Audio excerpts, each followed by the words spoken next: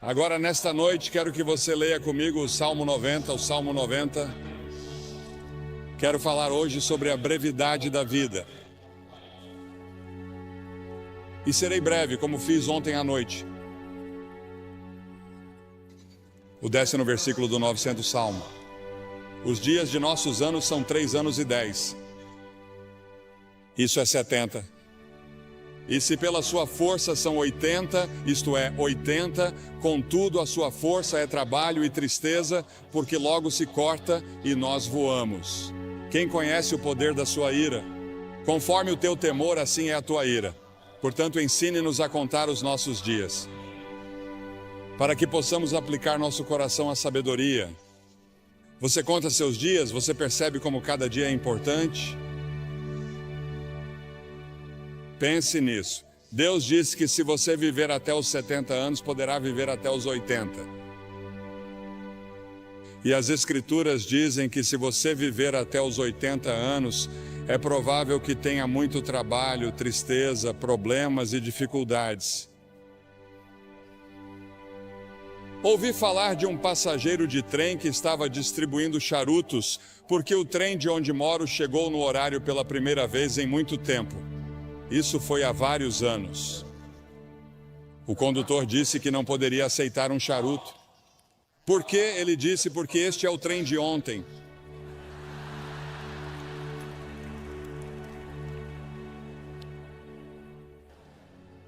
Há o colapso do tempo ao nosso redor. Você sabia que nos dias de Jesus, o mais rápido que uma pessoa podia ir era o mais rápido que um cavalo podia correr? E isso aconteceu até 1830, quando desenvolvemos um motor mais rápido que um cavalo. Pense nisso. Naquelas centenas e milhares de anos, o mais rápido que você podia ir era a cavalo. Depois, em 1910, desenvolvemos uma aeronave militar que percorria 42 milhas por hora.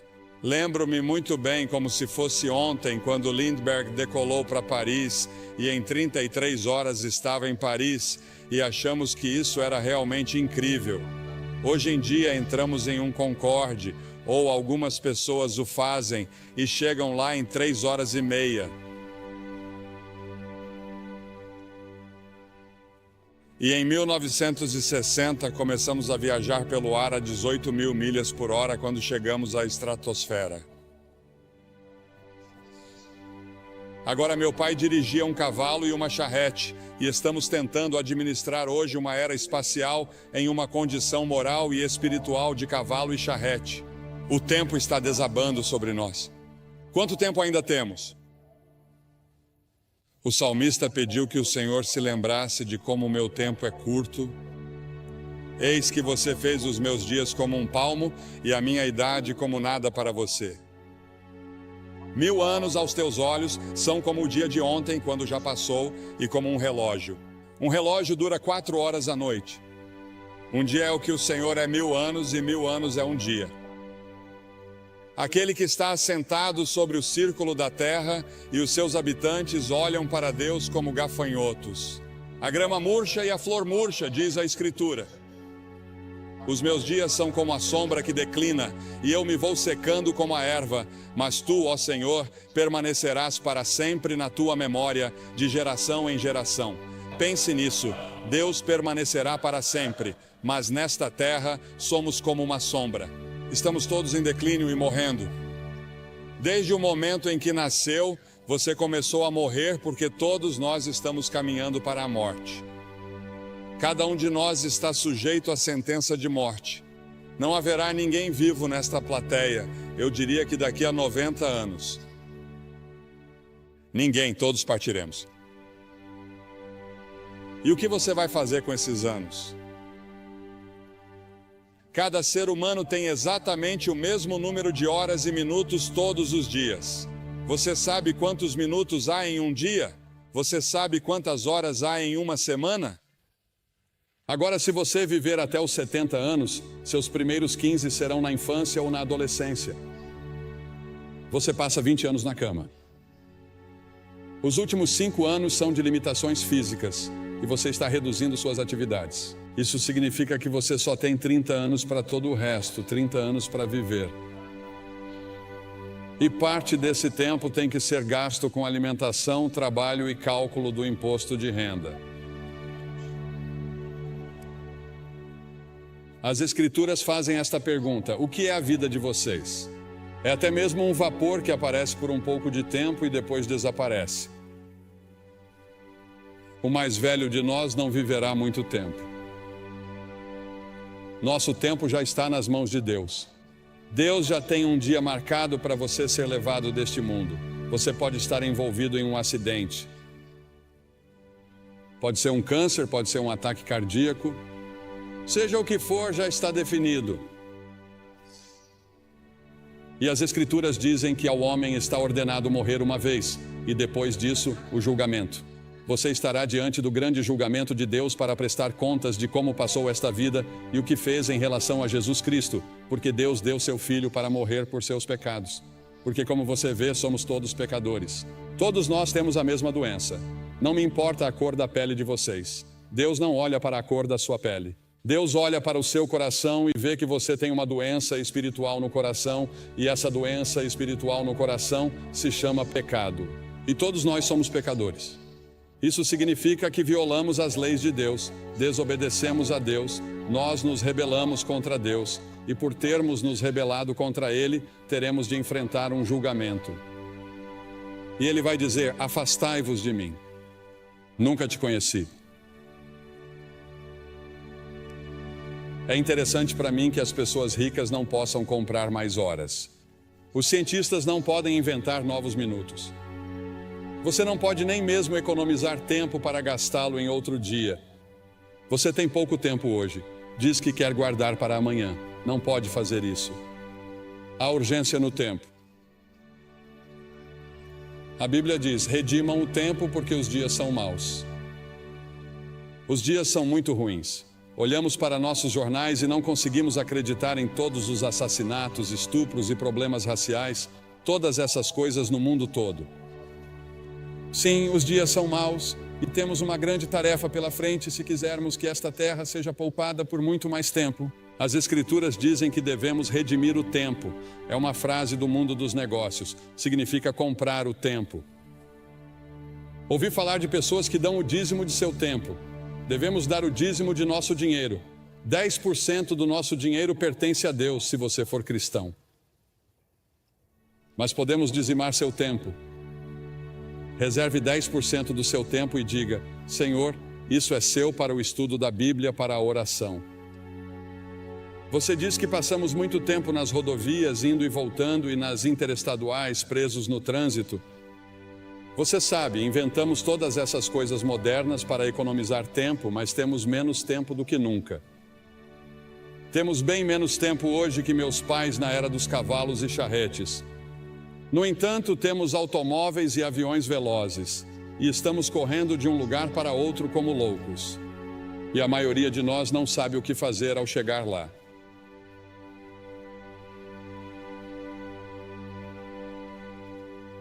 Você tem muito tempo, mas para quê? Você tem tempo para servir a Cristo. Você tem tempo para viver conforme sua vontade. Você tem tempo para obedecer a Ele.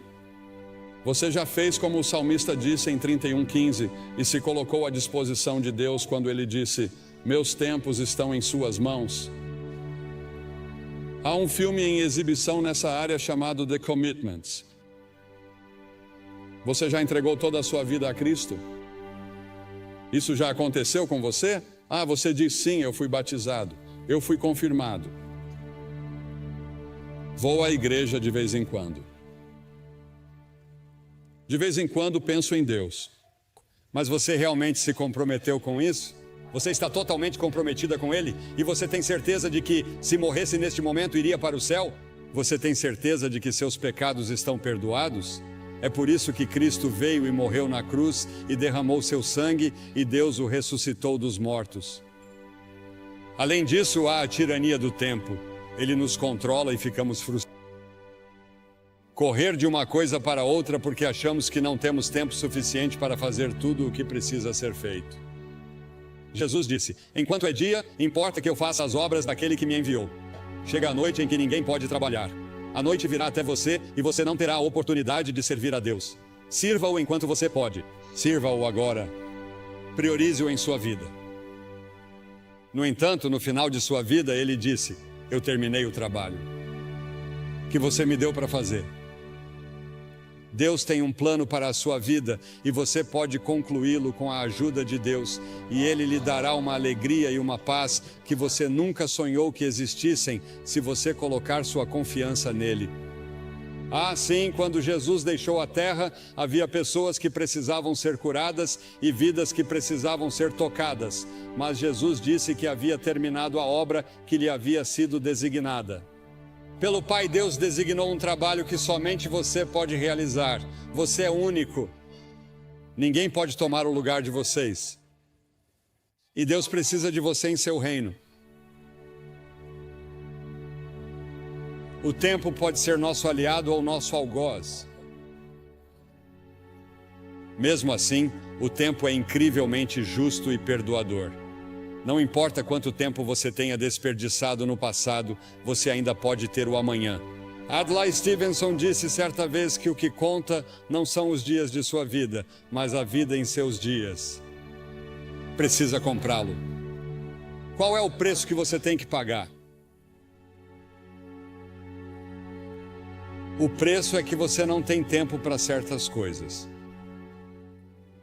Não devemos ficar à deriva, fazendo todos os prazeres, bebendo e fazendo todas as outras coisas erradas. Deus quer que amemos os outros. A principal coisa que Ele quer que façamos é amar o próximo e amar as pessoas de outras raças.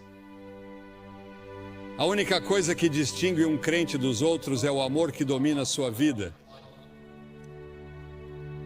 Sua vida deve ser cuidadosamente planejada. Depois há o término do tempo. Irmãos, o apóstolo Paulo disse em 1 Coríntios que o tempo é curto. No Apocalipse ele nos diz que o tempo não existirá mais. Jesus e seus discípulos passaram os 94 versículos de Mateus 24 até o final do capítulo 25 falando sobre o fim dos tempos. Ao nos aproximarmos do fim dos tempos, lemos em Apocalipse 12 que o diabo estará freneticamente ativo, porque sabe que seus dias estão contados. Sim, existe um demônio. Existe um Satanás. Ele é uma pessoa real e eles são demônios reais e vão lutar por sua alma esta noite, porque Satanás não quer desistir de você. Ele lutará para manter você no reino dele, pois existem dois reinos. Há o reino do diabo e há o reino de Deus, e você tem o direito de escolher em qual deles quer estar. É claro que não sabemos quando será o momento da vinda de Jesus. Em Marcos 13 é-nos dito que o céu e a terra passarão, mas daquele dia e hora ninguém sabe.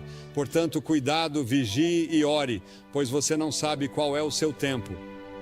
Não sabemos quando Deus virá nos buscar. Em Romanos 13, o apóstolo diz que, conhecendo o tempo, já é hora de despertarmos do sono, pois a nossa salvação está mais próxima agora do que quando cremos. A noite já passou, o dia está próximo, portanto lancemos fora as obras das trevas e vistamos a armadura da luz. A Bíblia usa várias vezes a frase "o tempo está próximo". Jesus nos disse para discernirmos os sinais dos tempos. Um dos sinais é que a iniquidade será abundante. Pegue seus jornais e assista ao noticiário. A iniquidade é abundante em todos os lugares. Não apenas em Nova York, não apenas em Nova Jersey, mas em todo o mundo. Quando a lista for chamada no céu, você estará lá? O nome de vocês está escrito no livro da vida? Porque as Escrituras dizem que se o seu nome não estiver no livro da vida do Cordeiro, você nunca entrará no céu. Seu nome neste momento está no que é chamado na Bíblia de livro.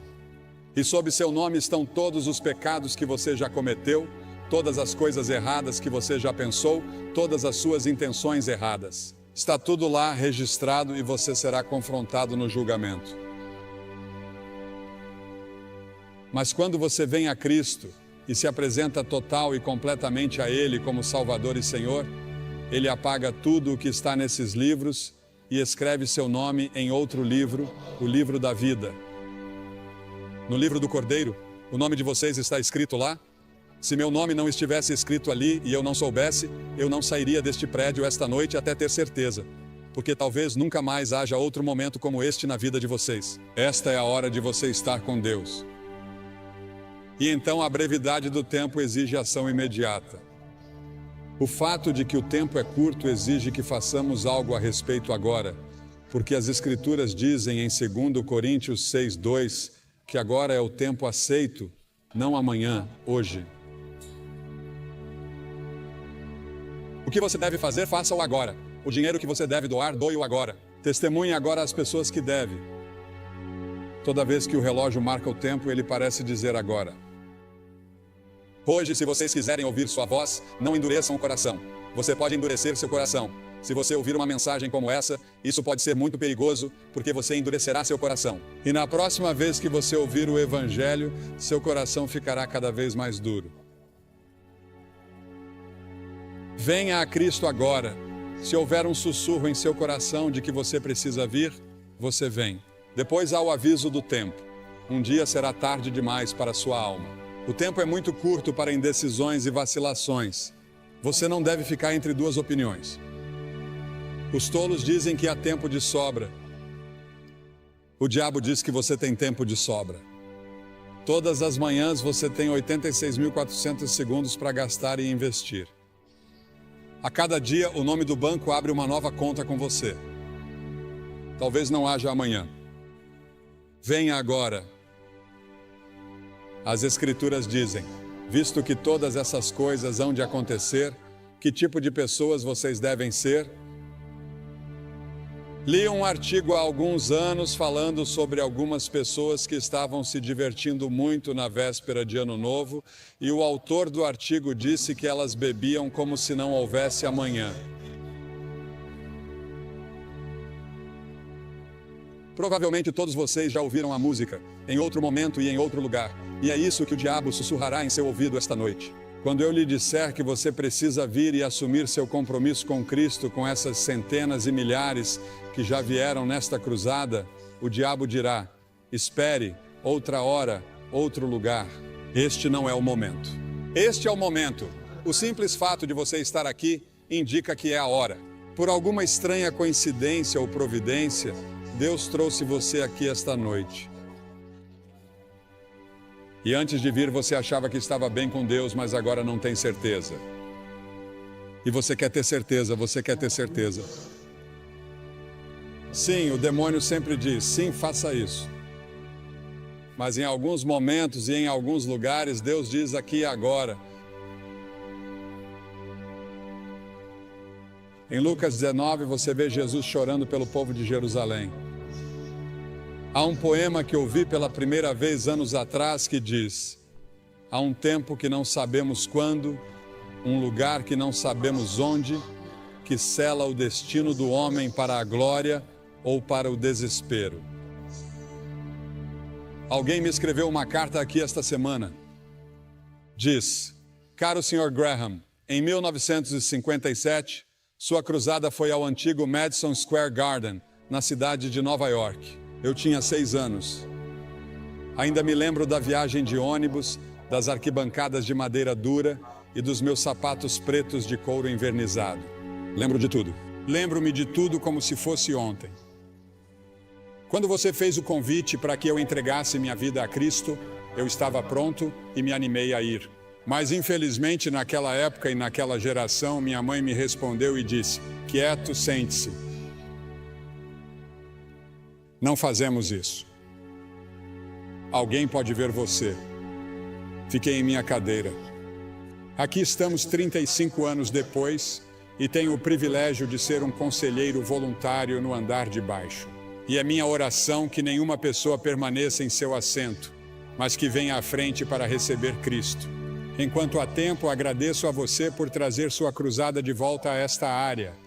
Minhas lembranças de menina de 6 anos estão transbordando de entusiasmo. Estarei orando por você esta semana. Deus abençoe você. Há um homem dessa região sobre o qual Cliff Barrows me falou ao telefone hoje. Sua família estava insistindo para que ele ficasse aqui porque ele não acreditava. E ele fazia questão de dizer às pessoas que não acreditavam em Cristo. Ele não era um crente. Mas ele não ficaria aqui e não viria. E ele não queria aceitar as reivindicações de Cristo. Em vez disso, ele foi para as Ilhas Bahamas e de manhã cedo morreu de ataque cardíaco.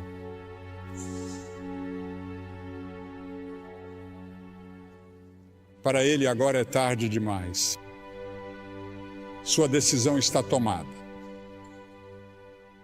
E quanto à sua decisão? Você vai dizer sim ou não às afirmações de Cristo? Cristo morreu por você, ressuscitou, e então o que você tem de fazer? Você precisa primeiro se arrepender de seus pecados. Isso significa que você diz: Senhor, sou um pecador. Sinto muito por meu pecado. Estou disposto a mudar meu estilo de vida. Quero segui-lo e servi-lo. E entrego minha vida a você esta noite, ou rededico minha vida a você esta noite. Preciso de você, Senhor, e quero assumir meu compromisso nesta noite. Nessa cruzada, nunca mais estaremos neste auditório. E você está aqui esta noite. Vou pedir que você se levante do seu assento na varanda. Isso levará 1 minuto a mais, portanto, comece agora. Venham e fiquem todos na frente, na minha frente, na frente do pódio. E depois que todos vocês vierem, vou lhes dizer uma palavra, fazer uma oração com vocês e dar-lhes alguma literatura para ajudá-los em sua vida cristã. Você diz: por que você pede às pessoas que venham publicamente? Porque cada pessoa que Jesus chamou, ele chamou publicamente. Havia algo em tornar isso público. Ele morreu por você publicamente, pendurado nu em uma cruz. Certamente pode vir e apresentar-se aqui publicamente. Assumir seu compromisso com ele e dizer: Senhor, você tem tudo de mim hoje. Quero ter certeza de que estou pronto para conhecer você. Apenas levante e venha de qualquer parte do estádio.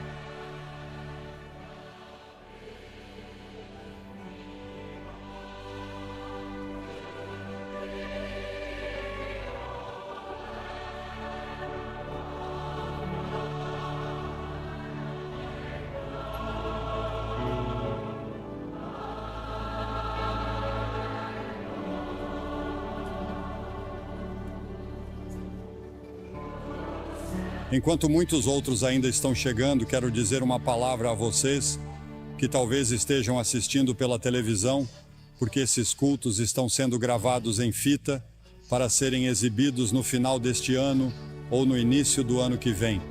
E muitas pessoas têm assistido à televisão e você tem pensado em como o tempo está passando rápido. Parece que foi ontem que você era um garotinho ou uma garotinha e o tempo voou. Talvez esteja num quarto de hotel ou num bar. E quero dizer a você que Deus o ama. Ele quer perdoar você. Ele quer fazer de você uma nova pessoa, se você permitir. Você pode assumir esse compromisso onde está agora. Jesus Cristo prometeu que voltaria à Terra. E, senhoras e senhores, Jesus Cristo cumprirá essa promessa. Você está pronto? A esperança da vinda de Cristo deve nos fazer caminhar como discípulos do Senhor Jesus Cristo. Devemos ser sal e luz no mundo e devemos trabalhar como se Cristo não viesse por 1000 anos, mas devemos viver como se Ele viesse esta noite.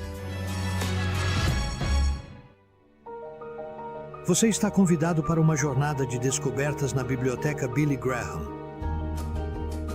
Refaça a trajetória de Billy Graham, de humilde fazendeiro a embaixador internacional do amor de Deus por meio de multimídia, fotos e memorabilia. Mas o fruto do Espírito é o amor.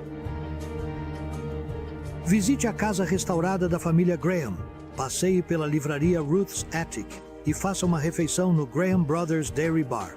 Aproveite as exposições especiais, os eventos e as atividades sazonais para toda a família. A entrada é gratuita, portanto, venha fazer essa jornada de descobertas na Biblioteca Billy Graham.